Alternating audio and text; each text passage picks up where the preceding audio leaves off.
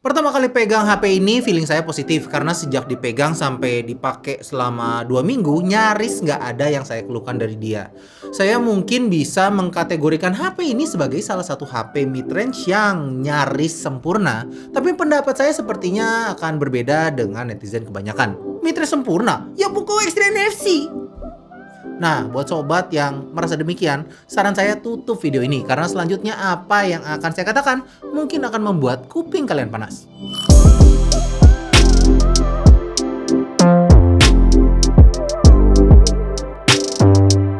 Realme 7 Pro, smartphone yang saya yakin sejak kedatangan Poco X3 NFC itu menjadi smartphone yang paling banyak ditertawakan. Alasannya itu cuma satu, Poco X3 NFC itu lebih murah dari Realme 7 Pro. Mereka yang bilang begitu kayak udah nggak peduli lagi nih seperti apa HP ini. Mungkin itu ya yang disebut cinta buta.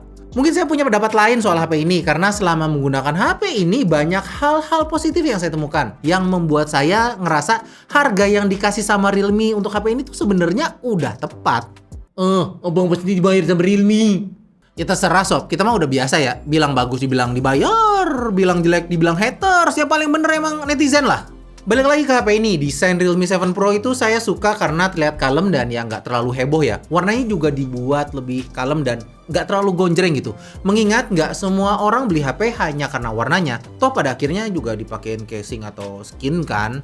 Material yang dipakai ini tuh di bagian belakang HP ini tuh plastik ya sob. Tapi saya suka bagaimana mereka tuh ngebuat sebuah plastik ini tuh terasa seperti kaca. Tidak ada yang terlihat wow di layar HP ini. Refresh rate-nya tuh biasa aja, nggak sampai 90 Hz, apalagi 120 Hz. Tapi dia tuh udah pakai panel AMOLED yang secara pribadi saya lebih prefer pakai panel ini dibandingkan IPS dengan refresh rate yang tinggi. Alasannya sih simple, karena refresh rate tinggi tuh cuman ngasih feel enak saat swipe layar aja ya. Untuk main game menurut saya ya mungkin hampir nggak ada gitu sumbangsihnya. Setidaknya semua game yang rutin saya mainkan itu belum ada yang optimal di atas 60 Hz. Jadi menurut saya refresh rate tinggi itu masih sekedar gimmick setidaknya untuk sekarang. Dimana game-game yang mendukung refresh rate setinggi itu kebetulan tuh jarang atau bahkan tidak pernah saya mainkan gitu. Layar di HP ini menurut saya juga mengalami perubahan yang signifikan terutama masalah response time. Saya tuh selalu ngeluh soal response time di HP Realme yang mana menurut saya layar tuh selalu jadi sektor yang mereka korbankan untuk menekan harga. Masalah itu tuh udah nggak ada ya di HP ini karena surprisingly layar HP ini tuh responnya bagus. Performa Snapdragon 720G di HP ini juga cukup untuk mengakomodasi kebutuhan gaming saya. Karena menurut saya performa memang penting tapi bukan satu-satunya faktor pendukung kenyamanan dalam bermain game. Game-game yang sering saya mainkan bisa dijalankan dengan mulus di HP ini. Bahkan Genshin Impact setting rata kanan tuh bisa jalan sob. Cuman ya itu, atuh ya jangan sering-sering diajak main Genshin Impact settingan high lah. Takut meledak di antar. Biar nyaman ya mainnya di settingan low aja. Settingan high juga nggak bikin hoki kok. Pas gacha nggak akan langsung otomatis dapat Diluc atau Venti gitu. Kalau saya kan langsung dapat Diluc, Venti, Kiki, dan Klee. Jadi yang di belakang dapat Mona doang ya. Nah, ngomongin fast charging, HP ini ngasih sesuatu yang nggak ada di HP-HP sekelasnya, yaitu fast charging 65 watt. Sumpah sob, ini ngecas HP tuh sampai penuh, nggak nyampe 1 jam. Sekarang saya tanya, HP mana di harga 5 juta yang ngasih fast charging 65 watt? Kalau ada, coba tulis di kolom komentar. Nggak usah buang kalori, kagak ada ya. Kalau ada yang komentar ya kan nggak semua butuh fast charging bang. Ya apa bedanya sob sama layar 120 Hz? Kan nggak semua orang butuh layar 120 Hz. Iya kan? Tuh kesentil tuh. Egonya tersentil ya. Udah mau mulai komen ya. Saya suruh tutup nggak mau tutup sih. Kalau saya pribadi ya lebih prefer ngecas cepet daripada layar 120 Hz karena akan lebih kepake. Tapi mungkin sobat punya preferensi yang berbeda dan itu nggak masalah sob. Perbedaan tuh nggak ada masalah. Daya tahan baterai yang 4500 juga cukup impresif. Dalam pemakaian intensif tanpa bermain game, dia itu bisa bertahan hingga 11 jam. Ada satu hal yang saya sangat benci dari HP ini yaitu bloatware-nya. Wah, bloatware di HP ini tuh dahsyat sob. Kayak acara RCTI itu ya. Banyak sekali notifikasi-notifikasi dari aplikasi-aplikasi bawaan yang ngeganggu. Solusinya ya kalian bisa uninstall aplikasinya atau ya di-disable aja. Jadi kalau dulu Realme fans suka ngeledekin Mi Fans soal iklan di MIUI mereka, ya saya yakin mereka sekarang akan mendadak mingkem sob. Ternyata Realme juga sama aja. Malah mungkin lebih parah iklannya. Lanjut ke bagian kamera. Kamera utama Realme 7 Pro pakai sensor Sony IMX682. Resolusi kamera utamanya 64 megapiksel, tapi secara default dia akan menangkap foto beresolusi 16 megapiksel. Setup kameranya sendiri standar ya. Sayangnya lensa tele hilang di HP ini, yang mana sebenarnya saya tuh lebih prefer lensa tele daripada lensa makro yang kayaknya nyaris kagak kepake dah. Kualitas fotonya sendiri menurut saya bagus. Kamera di HP ini berhasil menangkap warna, detail, dan kontras yang cukup baik.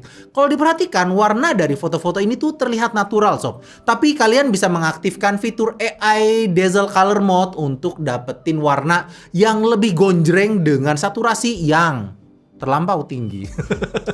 Kalau kalian mau ngejar detail yang lebih, kalian bisa ngaktifin mode 64 megapikselnya, dimana dengan mode ini detail akan semakin terlihat. Lensa ultrawide di HP ini juga bisa menangkap gambar dengan cukup baik, walau sedikit terlihat ton warnanya tuh sedikit berbeda dengan lensa utamanya ya. Mungkin karena di lensa wide ini Realme tuh menggunakan sensor yang berbeda dengan kamera utamanya. Foto malam hari juga terlihat cukup impresif. Fotonya akan jadi semakin baik ketika kita menggunakan mode nightscape. Berikut adalah beberapa foto yang saya tangkap menggunakan Realme 7 Pro.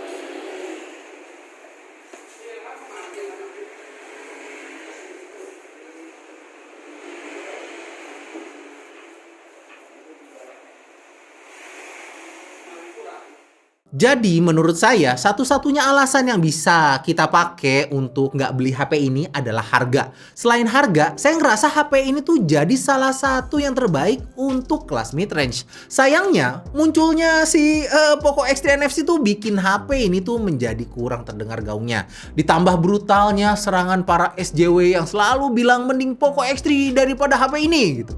Padahal saya yakin yang bilang begitu juga belum tentu punya kedua HP ini. Mereka paling bilang gitu juga ya karena tuh turut munding.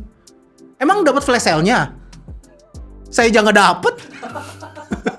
But anyway, saya suka HP ini. Dia tuh terasa solid dan nyaman untuk dipakai. Tentunya dengan segala kekurangan dan kelebihannya.